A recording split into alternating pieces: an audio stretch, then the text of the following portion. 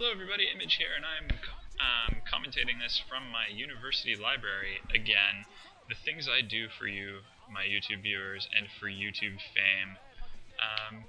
This is actually the second time I'm casting this game. I've been having trouble with my video splitting software, and I tried to do this in such a way that I was going to cut off the about 3.5 minutes of pre-game video before anything happened, so that I wouldn't have to fill all that time with talking, but the video splitter isn't cooperating with me today, so I'm just going to have to recast the whole bloody thing, which frustrates me, and you get to watch about another, minute or so of ForGG just waggling his mouse and getting himself ready for the game that's about to ensue, which should actually be really exciting, which actually is really exciting because I've seen it. Yeah, I'm sorry, it's going to color my commentary a bit because I've seen this game, but I will try to, have the show go on and just commentate as normal. There's Bunky, SKT1's mascot, riling up the crowd as if they need it. Just that camera shot of that player riled up the crowd. And if you don't know who that player is, I guess you're new to this whole Korean pro StarCraft business, which of course is perfectly cool. Welcome to the hobby. I hope you enjoy it and I hope you stick around. But that player in the booth there on screen is SKT1's Slayer's BoxeR, and perhaps you've heard the name, but this is the legendary player of old who was just tearing the whole game up in 2000, 2001 through 2004, 2005. He's back from Air Force Ace, and he is with his previous team, SK Telecom 1, and it's SKT's last game of the Pro League season. If I'm not mistaken, they have clinched first place in the Pro League, and that's, I suppose, one of the reasons why they're sending BoxeR out to play today, which is a treat for the fans, to be sure. Go with T1, says that little sign, and that would be a good bet in most matchups, SKT1 being the Pro League leading team right now. This KTF versus SKT match, it's set 2 now. I didn't watch the previous set, but I do have the result for it. It was Flash versus the Zerg, and unsurprisingly, Flash won that game, so KTF is up 1-0 in this series so far. But this is this game, I think, kind of transcends the Pro League set. It doesn't really matter. SKT has clinched the top spot. KTF has clinched being out of the playoffs, so the games don't matter except for the crowd-pleasing factor, and I think with BoxeR on hand and playing, the crowd-pleasing factor is well and truly taken care of. Both of the players are getting ready, and with the big headphones on, that's usually a signal that they are about set to start. They're just optimizing their comfort in the booth because every little bit is going to help once the game gets started. And yeah, the crowd is waiting in anticipation. There's the split screen shot, and that usually means we're entering the game, which we are. This introductory bit I didn't commentate before. I tried to skip it, but couldn't. Here we go. Pro League intro screen is up, so that usually means about a minute until the game starts officially.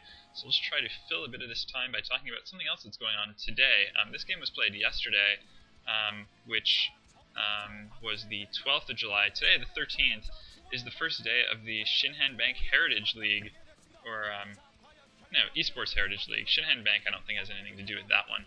The Heritage League, in which BoxeR, 8 other legends of old, and Toss Girl are playing in a 10-person tournament.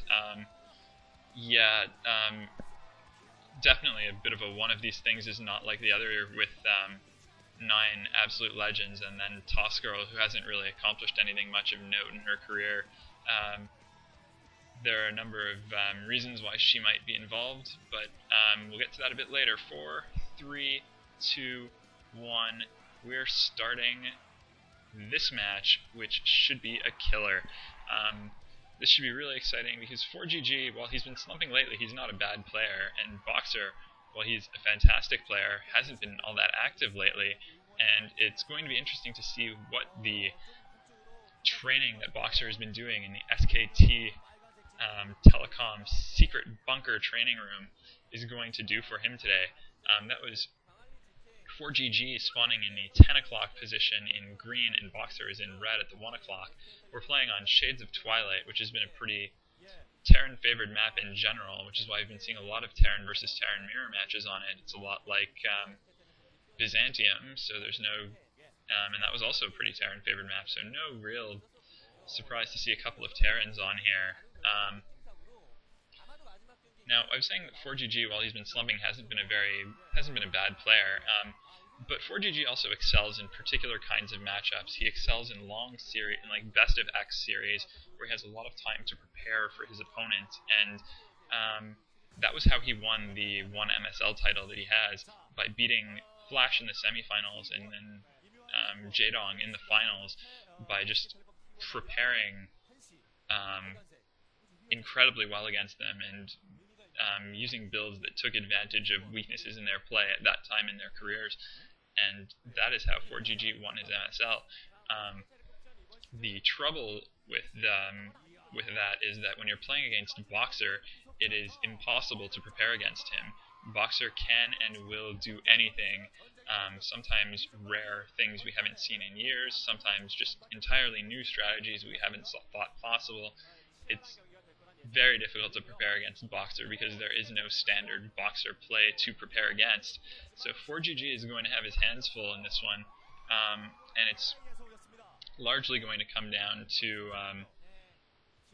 how well ForGG is going to be able to respond in the early game. ForGG's other big strength is mid-game timing attacks. He is sort of known as the master of timing attacks, or timing master. I'm not exactly sure how that Korean nickname of his translates, but very excited white guy watching the camera there and issuing a thumbs up. He is really pleased to A, be on camera, and B, I'm sure be seeing BoxeR playing after coming all the way from wherever it is he came from to go and see this.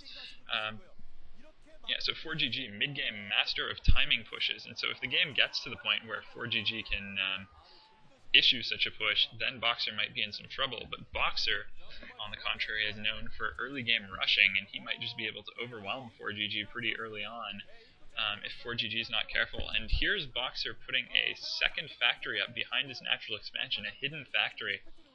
And if ForGG scouts and just comes across the one factory wall in, he might assume that BoxeR's going one factory expand, and the two factory build from BoxeR might surprise him. So this is BoxeR just mixing things up kind of creatively here.